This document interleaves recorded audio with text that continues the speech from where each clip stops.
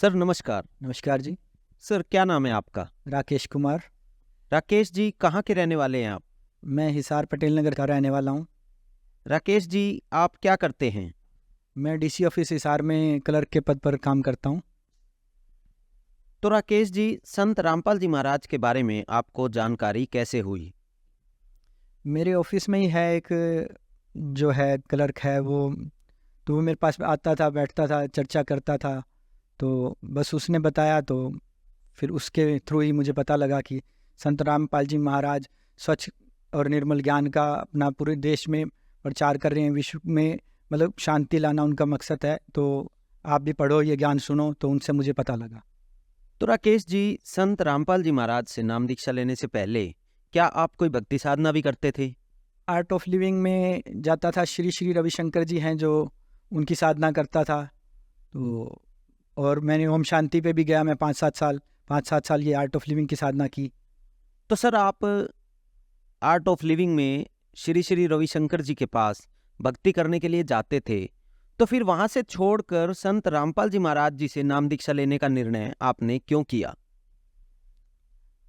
मतलब वो भक्ति कर रहे थे, तो जैसे मैं बीमार रहता था और घर में भी मतलब और मानसिक भी मतलब शांति नहीं थी, कुछ ना कुछ मतलब दिमाग में वो चलता रहता है। हालांकि मैं हर तरफ से संपन्न था, पैसे से कोई दिक्कत नहीं, नौकरी की कोई दिक्कत नहीं, घर से कोई दिक्कत नहीं, हर तरफ से ठीक था, पर ना मानसिक शांति थी और ना ही मतलब शरीर स्वस्थ रहता था, बीमारी वगैरह मुझे काफ़ी थी।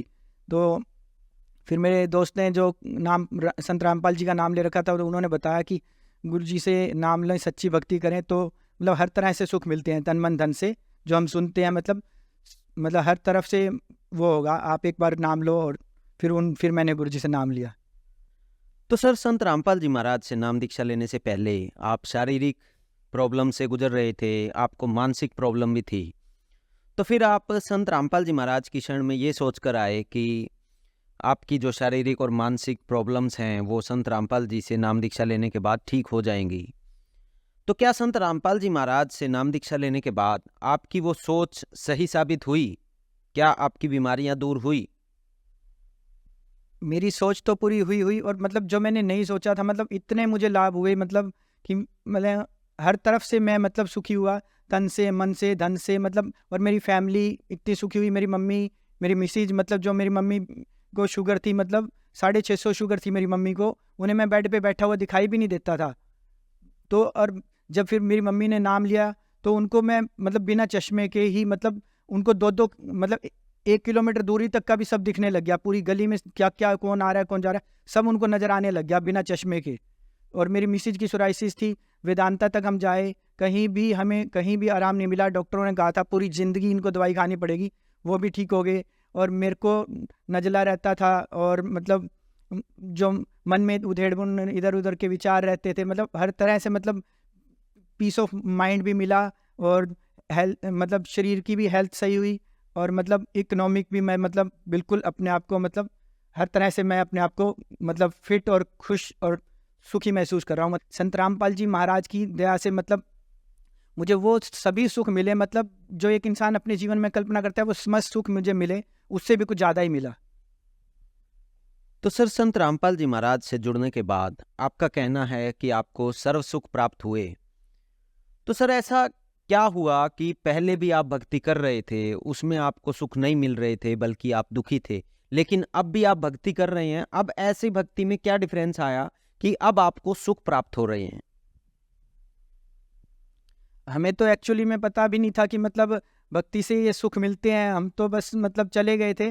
पर फिर जब हमने संत रामपाल जी महाराज जी से नाम लेके और ये उन सच्चे मंत्रों की वो जब भक्ति करनी शुरू करी, तो सभी सुख अपने आप आने लगे। गुरु जी कहते हैं कि मतलब जब गुरु जीवन में आए और आपके जीवन में बदलाव ना आए, तो इसका मतलब फिर वो गुरु ही नहीं है जो आपके जीवन को बदल ना सके, आपके विकार ना मिटें, आपकी बीमारियां ना हटें, आप मतलब मन से शांत ना हो, तो फिर उस गुरु का फायदा ही क्या है।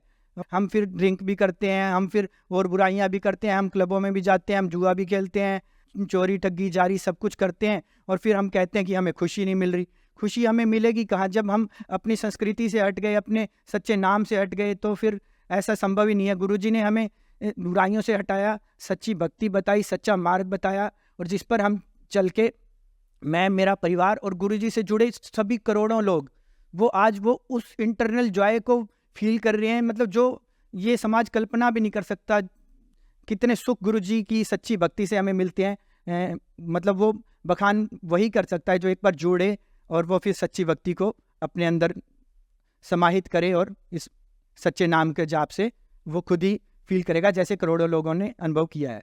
आपका कहना है कि पहले भी आप भक्ति कर रहे थे लेकिन आप दुखी थे। संत रामपाल जी से जुड़ने के बाद आपको सर्व सुख प्राप्त हुए। तो भक्ति में ऐसा क्या डिफरेंस आया कि आपको अब सुख प्राप्त हो रहे हैं? संत रामपाल जी महाराज हमें मतलब वेदों के हिसाब से, गीता के हिसाब से और मतलब सभी धार्मिक ग्रंथों के हिसाब से भक्ति देते हैं, मंत्र देते हैं, जिनसे हमारे मतलब अपने आप ही मतलब जो है सच्ची भक्ति से ये हमें लाभ होने लगते हैं। हम मन हमारा शांत होने लगता है, और ऐसा मतलब हमने अनुभव किया और मेरे परिवार ने अनुभव किया, और करोड़ों लोग जो संत रामपाल जी से जुड़े हैं उन सभी लोगों के ये अनुभव हैं। वो सभी लोग इतने सुखी, इतने शांत और मतलब हर तरफ से मतलब संपूर्ण हैं कि मतलब आप उनको देखोगे, उनके साथ बैठोगे, आपको खुद को ही मतलब थोड़ी देर में ही ऐसा फील आने लगा कि वाकई में हम कैसे सच्चे अच्छे एक इंसान के साथ खड़े हैं, कि एकदम से मतलब आपको उनके साथ जाते ही ऐसे शीतलता महसूस होगी। संत रामपाल जी महाराज के सत्संग और उनके जब हम मंत्रों का उच्चारण करते हैं तो हमें ऑटोमेटिकली वही लाभ मिलने लगते हैं जो सच्ची भक्ति, सच्ची साधना और भगवान जो दिन लाभ देता है हम सुना करते, वही लाभ आज हमें संत रामपाल जी महाराज के सच्ची और पुरातन भक्ति से मिल रहे हैं। तो सर ये कैसे संभव है कि संत रामपाल जी महाराज से नाम दीक्षा लेने के बाद आपको इतने सुख प्राप्त हुए?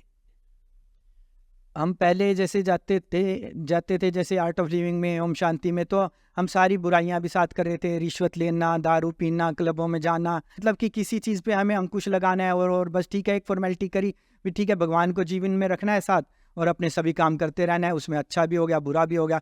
तो पर जब हम संत रामपाल जी महाराज से जुड़े तो गुरुजी हमें ये बताते हैं कि मतलब कि आपको सिर्फ मतलब बुराइयां छोड़नी है बच्चों, और अपने सच्ची पुरातन भक्ति करनी है, जो वेदों में, गीता में, पुराणों में लिखा है, उसी के अकॉर्डिंग आपको साधना करनी है। जब हम वो सच्ची साधना हम करते हैं गुरुजी से नाम लेके, तो गुरुजी कहते हैं तो अपने आप ही तुम्हें वो खुद फील होने लगेंगे। और मैंने तो अनुभव किया है कि मुझ में कितना मतलब बदलाव आया। मेरे परिवार के सभी मतलब रोग ठीक हुए और मानसिक शांति मिली। मतलब हमारे परिवार को, मेरी मिसिज को, मेरी गुड़िया को, मेरी मम्मी को और मेरे भाई को, मतलब हम सब मतलब एकदम से अब खुश रहने लगे हैं, और सब कुछ मतलब सहज हो जाता है। जो हम सोचते हैं वो काम पहले ही होने लगते हैं, क्योंकि ये सब सच्ची भक्ति से, सच्चे मंत्रों से और गुरु बंदी छोड़ संत रामपाल जी महाराज के द्वारा दिए गए सत्यनाम की उससे हमें ये अपने आप ही लाभ स्वयं ही मिलते हैं। गुरु जी कहते हैं कि मतलब ऐसा हो ही नहीं सकता कि गुरु आपको सच्चा नाम दे और आपके जीवन में के रोग और मतलब विकार आपके बने रहें, ये हो नहीं सकता। तो राकेश जी, आपने बताया कि संत रामपाल जी से नाम दीक्षा लेने के बाद आपकी बहुत सी चीज़ों पर अंकुश लग गया। तो मैं ये जानना चाहूँगा कि वो कौन से अंकुश हैं जो संत रामपाल जी से नाम दीक्षा लेने के बाद लग गई? संत रामपाल जी महाराज कहते हैं कि अपना आचरण अच्छा रखो, तो अच्छा आचरण रखो, सदाचार में रहो।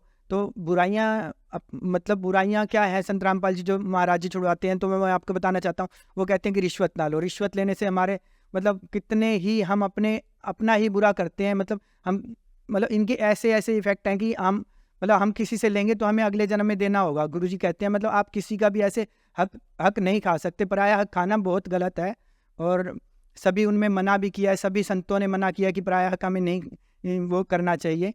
तो और शराब जिससे घर के घर तबाह होते हैं, गुरुजी कहते हैं कि बिल्कुल इसका सेवन नहीं करना है।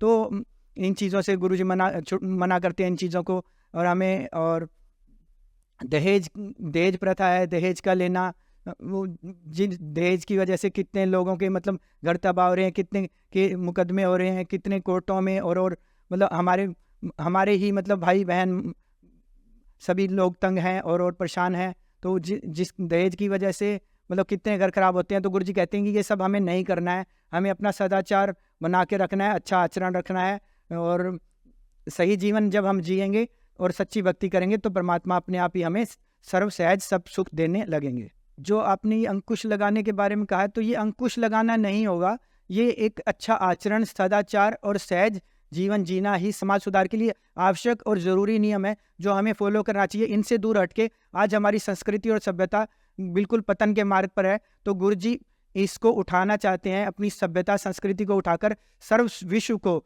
सर्व संसार को सब लाभ, सब सुख देते हुए मोक्ष भी देना चाहते हैं। तो राकेश जी, आपने बताया कि संत रामपाल जी महाराज समाज सुधार के कार्यों में बहुत योगदान दे रहे हैं।